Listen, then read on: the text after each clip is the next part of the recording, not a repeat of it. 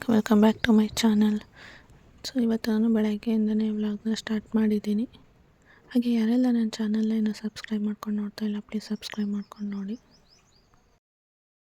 ಹಾಗೆ ಪೂರ್ತಿ ವಿಡಿಯೋನ ನೋಡಿ, ಇಷ್ಟ ಆದರೆ ಒಂದು ಲೈಕ್ ಕೊಡಿ. ನೋಡಿ, ರಂಗೋಲಿ ಡಿಸೈನ್ ಸಿಂಪಲ್ಲಾಗಿ ಹಾಕಿದ್ದೀನಿ. ನಿಮಗೆ ಹೇಗೆ ಅನ್ನಿಸ್ತು ಅಂತ ಕಮೆಂಟ್ ಮಾಡಿ.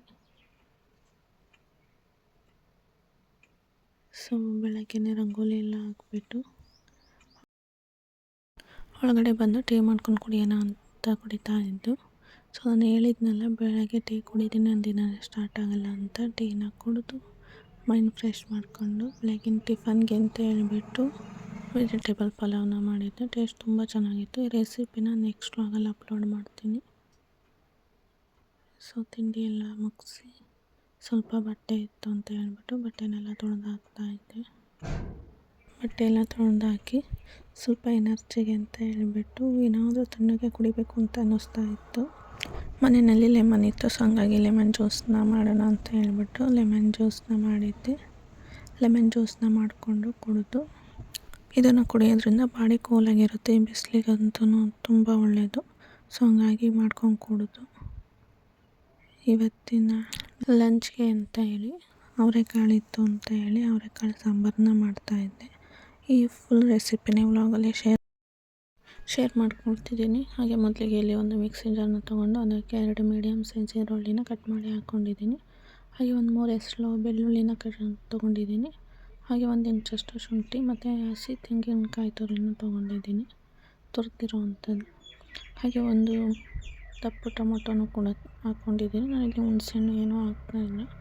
ಸೊ ನಾನು ಯಾವ ರೀತಿ ಮಾಡ್ತೀನಿ ಅದನ್ನು ಹೇಳ್ತಾ ಇದ್ದೀನಿ. ಹಾಗೆ ಸ್ವಲ್ಪ ಕೊತ್ತಂಬರಿ ಸೊಪ್ಪನ್ನು ಹಾಕ್ತಾಯಿದ್ದೀನಿ. ಹಾಗೆ ಇದಕ್ಕೆ ಒಂದು 3 ಸ್ಪೂನಷ್ಟು ಧನಿಯಾ ಪುಡಿ ಅಂದರೆ ಸಾಂಬಾರು ಪುಡಿ ಹಾಕ್ತಾಯಿದ್ದೀನಿ. ಹಾಗೆ 1 ಸ್ಪೂನು ಅಚ್ಕಾರ ಪುಡಿನ ಹಾಕ್ತಾಯಿದ್ದೀನಿ. ಹಾಕಿ ಇದಕ್ಕೆ ಸ್ವಲ್ಪ ನೀರನ್ನು ಹಾಕಿ ಚೆನ್ನಾಗಿ ರುಬ್ಕೋಬೇಕು. ಹಾಗೆ ನೀವೆಲ್ಲ ಯಾವ ರೀತಿ ಅವರೆಕಾಳು ಸಾಂಬಾರನ್ನ ಮಾಡ್ತೀರಾ ಅಂತ ಕಮೆಂಟ್ ಮಾಡಿ ತಿಳಿಸಿ. ನಾನು ಯಾವಾಗಲೂ ಇದೇ ಥರನೇ ಮಾಡೋದು. ಹಾಗೆ ಅದನ್ನು ರುಬ್ಬಿಟ್ಕೊಂಡು ಸೊ ಅವರೆಕಾಳು ಸಾಂಬಾರನ್ನ ಮಾಡೋದಕ್ಕೆ ಇದೆ ಸ್ಟವ್ನ ಹಚ್ಬಿಟ್ಟು ಅದಕ್ಕೆ ಒಂದು ಕುಕ್ಕರ್ನ ಇಟ್ಟು, ಕುಕ್ಕರ್ ಬಿಸಿ ಆದಮೇಲೆ ಅದಕ್ಕೆ 1-2 ಟೀ ಸ್ಪೂನಷ್ಟು ಅಡುಗೆ ಎಣ್ಣೆನ ಹಾಕಿ ಅದಕ್ಕೆ ಸ್ವಲ್ಪ ಸಾಸಿವೆನ ಹಾಕಿ, ಸಾಸಿವೆ ಸಿಡ್ದಾದ ನಂತರ ಅದಕ್ಕೆ ಒಂದು ಅರ್ಧ ಈರುಳ್ಳಿನ ಉದ್ದುದ್ದಾಗಿ ಹೆಚ್ಚಿಟ್ಕೊಂಡಿದ್ದೆ, ಅದನ್ನು ಕೂಡ ಇವಾಗಲೇ ಹಾಕ್ತಾಯಿದ್ದೀನಿ. ಹಾಕಿಬಿಟ್ಟು ಸ್ವಲ್ಪ ಕರಿಬೇವಿಟ್ಟು ಅದನ್ನು ಕೂಡ ಹಾಕಿ ಚೆನ್ನಾಗಿ ಫ್ರೈ ಮಾಡ್ಕೊಬೇಕು. ಫ್ರೈ ಮಾಡಿಕೊಂಡು ನಾನಿಲ್ಲಿ ಅವರೆಕಾಳನ್ನು ಸುಲಿದ್ಬಿಟ್ಟು ತೊಳೆದಿಟ್ಕೊಂಡಿದ್ದೆ, ಅದನ್ನು ತೊಳೆದ್ಬಿಟ್ಟು ಹಾಕ್ತಾಯಿದ್ದೀನಿ.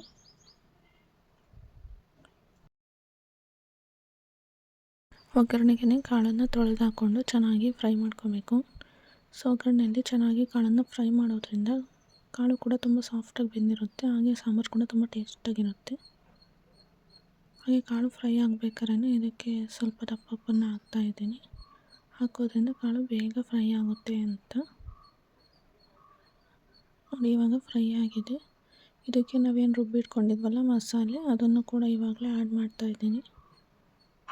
ಆ್ಯಡ್ ಮಾಡಿ ಅದನ್ನು ಸ್ವಲ್ಪ ಚೆನ್ನಾಗಿ ಫ್ರೈ ಮಾಡಿ, ಆಮೇಲೆ ನಿಮಗೆ ಸಾಂಬಾರು ಎಷ್ಟು ಬೇಕೋ ಅಷ್ಟು ನೋಡಿಕೊಂಡು ನೀರು ಹಾಕ್ಕೊಂಡು ಅದು ಚೆನ್ನಾಗಿ ಕುದಿ ಬರಬೇಕು. ಅದು ಕುದಿಬೇಕಾದ್ರೆ ಸ್ವಲ್ಪ ಟೇಸ್ಟ್ ನೋಡಿ, ಉಪ್ಪು ಏನಾದರೂ ಬೇಕಿದ್ದರೆ ಉಪ್ಪನ್ನು ಇವಾಗಲೇ ಆ್ಯಡ್ ಮಾಡ್ಕೊಬೋದು.